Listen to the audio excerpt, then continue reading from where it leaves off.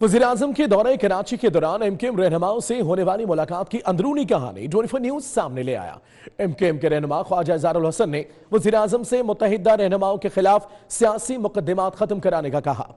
ख्वाजा इज़हारुल हसन ने कहा कि उन पर 21 FIRs ऐसी हैं जब वो मुल्क में ही मौजूद नहीं थे। वज़ीर-ए-आज़म ने जवाब में कहा कि उनके खिलाफ भी मुतअद्दिद मुकद्दमात हैं। आपको बताएं कि एमकेएम रहनुमाओं से होने वाली मुलाकात की अंदरूनी कहानी 24 न्यूज़ सामने ले आया। एमकेएम के रहनुमा ख्वाजा इज़हारुल हसन ने वज़ीर-ए-आज़म से मुत्तहिदा रहनुमाओं के खिलाफ सियासी मुकद्दमात खत्म कराने का कहा। ख्वाजा इज़हारुल हसन ने कहा कि उन पर 21 FIRs ऐसी हैं जब वो मुल्क में ही मौजूद नहीं थे। वज़ीर-ए-आज़म के दौरे कराची के दौरान एमकेएम रहनुमाओं से होने वाली मुलाकात की अंदरूनी कहानी 24 न्यूज़ सामने ले आया। एमकेएम के रहनुमा ख्वाजा इज़हारुल हसन ने वज़ीर-ए-आज़म से मुत्तहिदा रहनुमाओं के खिलाफ सियासी मुकद्दमात खत्म कराने का कहा। ख्वाजा इज़हारुल हसन ने कहा कि उन पर 21 FIRs ऐसी हैं जब वो मुल्क में ही मौजूद नहीं थे। वज़ीर-ए-आज़म ने जवाब में कहा कि उनके खिलाफ भी मुतअद्दिद मुकद्दमात हैं। आपको बताएं कि एमकेएम रहनुमाओं से होने वाली मुलाकात की अंदरूनी कहानी 24 न्यूज़ सामने ले आया। एमकेएम के रहनुमा ख्वाजा इज़हारुल हसन ने वज़ीर-ए-आज़म से मुत्तहिदा रहनुमाओं के खिलाफ सियासी मुकद्दमात खत्म कराने का कहा। ख्वाजा इज़हारुल हसन ने कहा कि उन पर 21 FIRs ऐसी हैं जब वो मुल्क में ही मौजूद नहीं थे।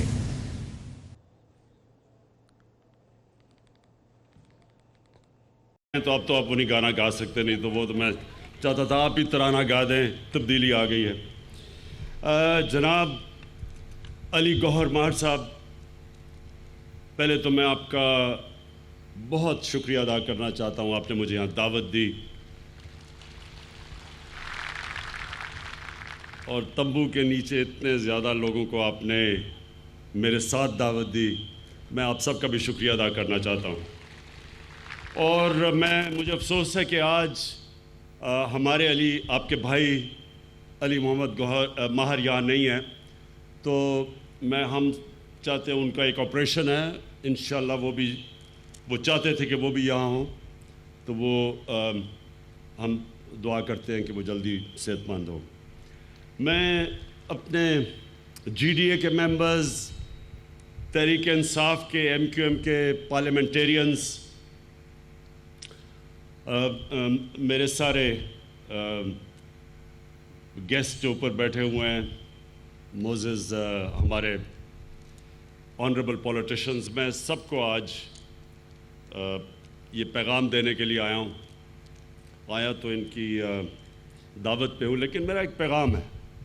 अभी महातिर मोहम्मद आए मेरी दावत पे पाकिस्तान। महातिर मोहम्मद, जो आप में से नहीं जानते, वो मुसलमान दुनिया में वो एक स्टेट्समैन थे जिन्हें अपनी कौम को उठा के, अपने गरीबों को, मलेशिया के गरीबों को उठा के ऊपर ले गए। जब वो आए थे तो मलेशिया का जो औसत आमदनी, यानी जिसको पर कैपिटा कहते हैं, मलेशिया की पर कैपिटा $1,500 या $1,000 थी। और वो जब गए तो वो $9,000 पे पर कैपिटा ले गए। कहने का मतलब यह है कि लोगों को खुशहाल करके चले गए, मलेशिया को तब्दील कर गए।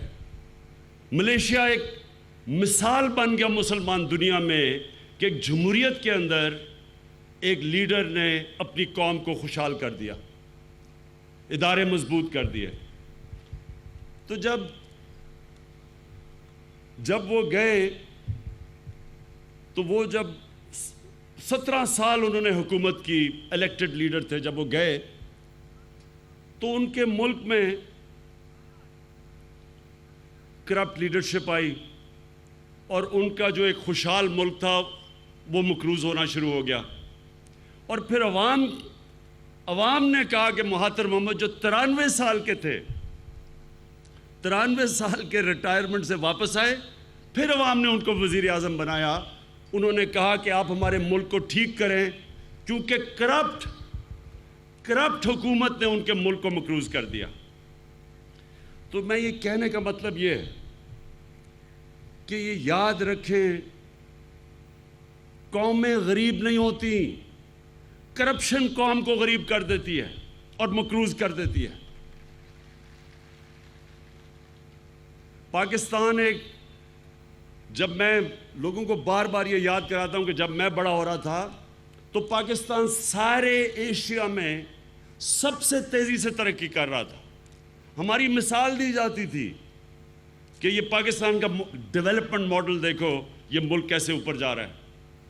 اور جو آج دنیا میں یہ ایشیا میں جو چند 2-3 ترقی یافتہ ملکوں میں سے ساؤتھ کوریا پاکستان آ کے تو انہوں نے ہمارا ماڈل لیا تھا ڈیولپمنٹ کا، تو وہ پاکستان کا مقام تھا. تو اگر آج پاکستان تاریخی قرضوں میں پڑا ہوا ہے، آج تاریخی قرضہ چڑھا ہوا ہے پاکستان پہ، بچے بچے پہ قرضہ چڑھا ہوا ہے، اور اگر ہمیں قرضے لینے پڑتے ہیں قرضوں کی قسطیں ادا کرنے پہ، ہمیں ہر روز صرف جو قرضوں پہ سود دینا پڑتا ہے وہ 6 ارب روپیہ ہے. جو ماضی میں اور خاص طور پہ پچھلے 10 سال میں جس طرح کے بے دردی سے اس ملک کو مقروض کیا گیا، اس کی وجہ سے آج ہمارا جو ٹوٹل ٹیکس میں پیسہ اکٹھا ہوتا ہے وہ ہے 4,500 ارب روپیہ. اس میں سے 2,000 ارب روپیہ قرضوں کی قسطیں ادا کرنے میں جاتا ہے. تو اس لیے میں نے آپ کو مہاتما محمد کی مثال دی کہ کس طرح ملیشیا جب اوپر چلا گیا تھا کرپٹ حکومتوں نے اس کو مقروض کر دیا. آج قرضوں میں ہے، آج ملیشیا کے اوپر بھی قرضے چڑھے ہوئے ہیں. تو اب میں سندھ پہ آتا ہوں. سندھ پاکستان کا سب سے خوشحال صوبہ ہونا چاہیے. کراچی فائنینشیل کیپٹل سندھ میں ہے. کراچی پاکستان کا فائنینشیل کیپٹل ہے، وہ سندھ میں ہے. سب سے زیادہ گیس نکلتی ہے سندھ کے اندر. یہاں زرخیز زمین ہے، یا چاول یا کپاس یا گنے، مرچیں، یہ سب کچھ سندھ میں زمینوں کو نکالتی ہے. تو کیا وجہ ہے کہ اندرون سندھ میں سارے پاکستان سے سب سے زیادہ غربت ہے؟ وجہ ایک ہے، کرپشن. کرپشن ایک وہ ملک جس میں سب سے زیادہ وسائل بھی ہوں، کرپشن اس ملک کو مقروض کر دیتی ہے، غربت پھیلا دیتی ہے. میں آپ کو ایک افریقہ کے ایک ملک کی مثال دیتا ہوں، ایک نہیں 2 لے لیں. نائجیریا، وہاں بے پناہ تیل نکلتا ہے. اور کانگو ایک ملک ہے جو کہ معدنیات، ہر قسم کی معدنیات وہاں ہیں، ہیرے وہاں ہیں، بڑے بڑے ہیروں کی کانیں ہیں وہاں. کانگو غریب ترین ملک ہے. 70% کانگو کی آبادی غربت کی لکیر سے نیچے ہے، کیونکہ کانگو میں کرپٹ لیڈرشپ نے سارے وسائل کے اوپر قبضہ کر لیا. تو یہ ہے پاکستان کی کہانی اور آپ کی سندھ کی کہانی. 10 سالوں میں علی گوہر صاحب آپ نے بتایا کہ گیس رائلٹیز کا گوٹکی میں جو تقریباً 70% سندھ کی 70% گیس یہاں گوٹکی سے نکلتی ہے، اس ڈسٹرکٹ سے. تقریباً 250 کنویں ہیں، 250 گیس کے کنویں یہاں گوٹکی میں. صرف پھر لیں اور آپ دیکھیں کہ وہ ڈسٹرکٹ جو سب سے آگے ہونی چاہیے تھی، یا یونیورسٹیز ہونی چاہیے تھی، بہترین سکول ہونے چاہیے تھے، انڈسٹریل زونز گیس کے اوپر ہونی چاہیے تھی، وہ سب سے پیچھے رہ گئی. اور 10 سالوں میں نے فائنانس منسٹری سے پتہ چلوایا کہ پچھلے 10 سالوں میں سندھ میں صرف جو گیس کی رائلٹی آئی ہے وہ ہے 234 ارب روپیہ. 234 ارب روپیہ گیس کی رائلٹی آئی ہے سندھ کے اندر پچھلے 10 سالوں میں. کیونکہ NFC وارڈ میں سب کچھ صوبوں کے پاس چلا گیا ہے، سینٹر کے پاس، فیڈرل گورنمنٹ کے پاس. تو فیڈرل گورنمنٹ تو ویسے ہی بینک کرپٹ ہے. یہ بھی میں آپ سب کو بتا دوں کیونکہ